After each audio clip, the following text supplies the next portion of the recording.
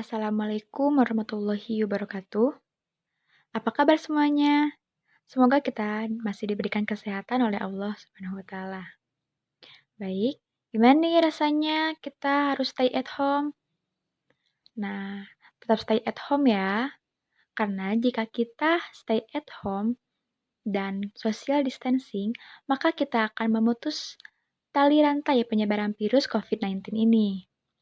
Nah, kita juga harus selalu berdoa semoga bumi kita cepat pulih kembali, serta kita dapat melakukan aktivitas seperti sedia kala. Baiklah, agar mengefektifkan waktu, di sini kelompok 9 akan menjelaskan materi tentang peminatan peserta didik. Nah, sebelum masuk ke materi, izinkan kami memperkenalkan anggota kelompok kami. Yang pertama yaitu ada pemateri Laila Hanifah. Pemateri kedua ada Pani Fitria Dewi. Dan pemateri ketiga ada Ilmi Alia. Baik, materi yang pertama yaitu tentang pengertian pemetaan peserta didik yang akan dijelaskan oleh Laila Hanifah.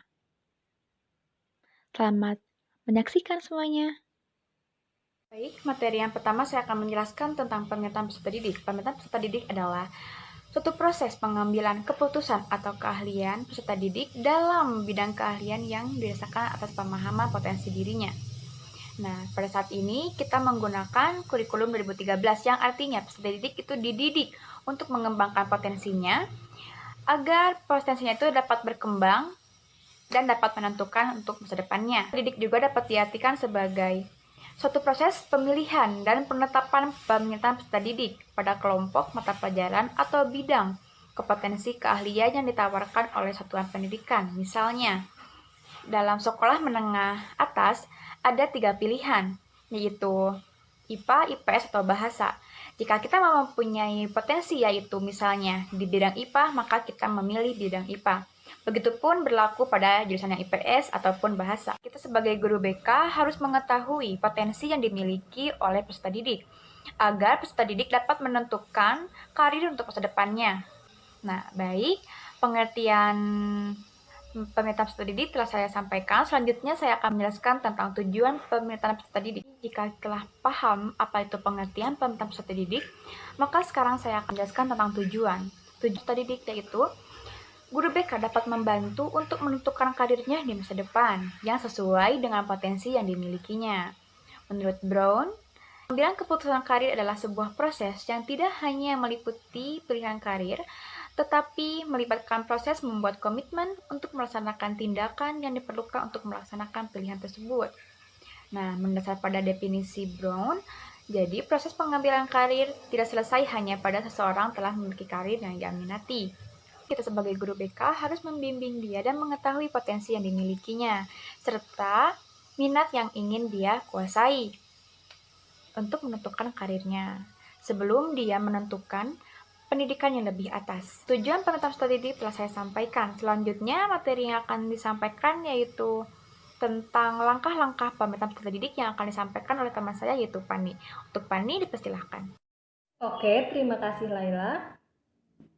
Materi selanjutnya yaitu langkah-langkah peminatan peserta didik. Ada 4 langkah peminatan peserta didik. Yang pertama, ada pemberian informasi. Pemberian informasi di sini terkait dengan pilihan peminatan mata pelajaran. Kemudian, cara-cara belajar, misalnya cara-cara belajar yang efektif itu seperti apa dan bagaimana. Ada juga dengan kegiatan pengembangan minat dan bakat. Dalam kegiatan pengembangan minat dan bakat ini, guru BK bisa memberikan informasi terkait dengan ekstrakurikuler apa saja yang ada di sekolah. Misalnya, dalam bidang olahraga ada ekstrakurikuler voli, futsal, bulu tangkis, basket, atau bela diri. Kemudian ada di bidang seni, misalnya seni musik, seni teater, kemudian ada juga seni tari. Adapun dalam bidang akademik, bahasa Inggris dan karya tulis ilmiah remaja dan masih banyak lagi. Nah, Guru BK memberikan informasi itu terkait dengan fokus peminatan. Misalnya di kelas 7 tentang aspek pemahaman diri. Aspek pemahaman diri dengan sifat-sifat diri dan nilai-nilai kehidupan yang berhubungan dengan cita-cita peserta didik tersebut. Kemudian ada juga kelas 8 terkait dengan aspek pengenalan lingkungan.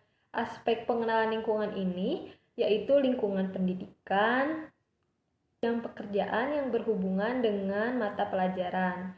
Sedangkan di kelas 9 terkait dengan aspek peminatan. Misalnya, siswa tersebut setelah lulus dari sekolah akan meneruskan kemana? Misalnya ke SMA, SMK, atau keagamaan. Nah, yang kedua, ada pengumpulan data. Dalam pengumpulan data ini, data yang dapat digunakan dalam layanan peminatan peserta didik yang pertama ada prestasi belajar, yaitu nilai raport. Yang kedua, prestasi non-akademik.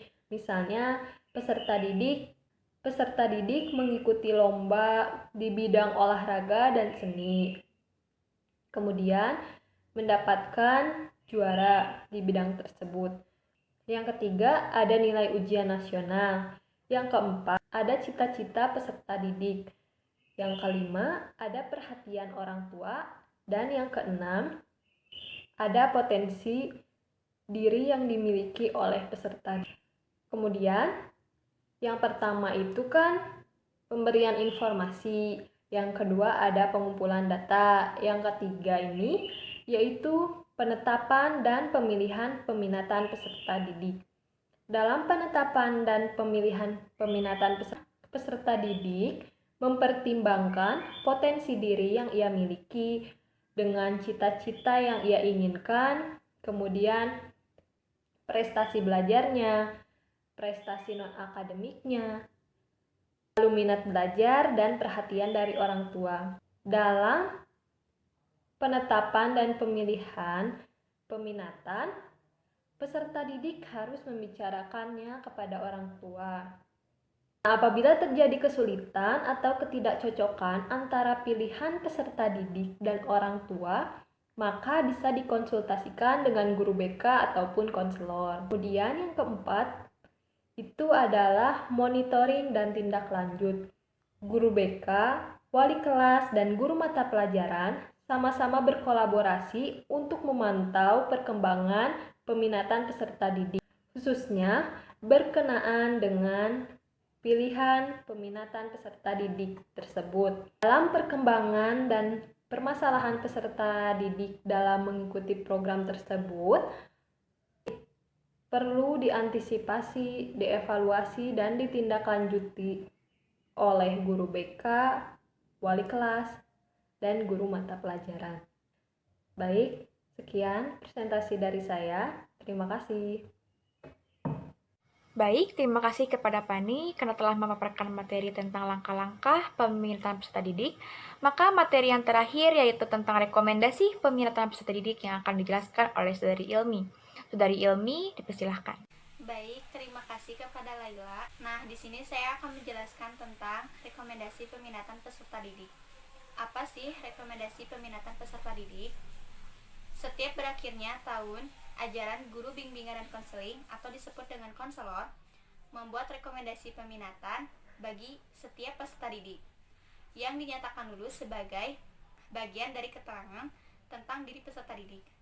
Untuk melanjutkan pendidikan, pembuatan rekomendasi peminatan peserta didik mengacu pada yang pertama, ada prestasi akademik SMP yang terbaik dari mulai kelas 7, kelas 8, dan juga kelas 9. Yang kedua, prestasi non-akademik dari SD ke SMP. Yang ketiga, hasil deteksi potensi psikologis yang terdiri dari IQ, bakat, minat, dan juga kepribadian jika ada. Yang kelima, bidang minat peserta didik yang dinyatakan melalui instrumen pilihan peminatan atau skala minat yang dikembangkan oleh guru bimbingan dan konseling, atau juga disebut dengan konselor, ataupun lembaga yang relevan. Yang keenam, nilai ujian nasional SMP. Dan juga yang terakhir ada harapan orang tua yang dinyatakan melalui angket harapan orang tua yang dikembangkan oleh guru bimbingan dan konseling atau konselor terhadap peserta didik. Bentuk rekomendasi peminatan yang dilakukan dapat dilihat dari lampiran. Apa sih hubungannya peminatan peserta didik dengan rekomendasi peminatan peserta didik? Karena pada hakikatnya adalah wujud ujian peserta didik dalam mengambil sebuah keputusan untuk karirnya di masa depan. Baik, sekian materi yang saya sampaikan. Terima kasih. Baik, terima kasih kepada Ilmi karena telah memaparkan materi. Nah, alhamdulillah materi tentang peminatan peserta didik telah kami sampaikan. Maka kesimpulan dari materi ini yaitu peminatan peserta didik adalah proses yang berkesinambungan untuk memfasilitasi peserta didik mencapai tujuan pendidikan nasional. Dan oleh karena itu, peminatan harus berpijak pada kaidah-kaidah dasar yang secara eksplisit dan implisit terkandung dalam kurikulum. Peminatan peserta didik dalam menyelenggarakan pendidikan tidak sebatas pemilihan dan penetapan saja, namun juga termasuk adanya langkah-langkah lanjut yaitu pendampingan, pengembangan, penyaluran, evaluasi, dan tindak lanjut. Tujuan peminatan peserta didik yaitu agar siswa mengetahui kekurangan dan kelebihan setiap pilihan minat yang ada dan sesuai dengan potensi yang dimilikinya. Baik, sekian dari kelompok kami. Terima kasih atas waktunya teman-teman. Dan mohon maaf juga jika ada kesalahan dan kekurangan, karena kami juga masih dalam proses tahap belajar. Teman-teman, jangan lupa jaga kesehatan ya, tetap stay safe and stay at home. Dan jangan lupa nyalain loncengnya, like, comment, dan subscribe. Thanks for watching.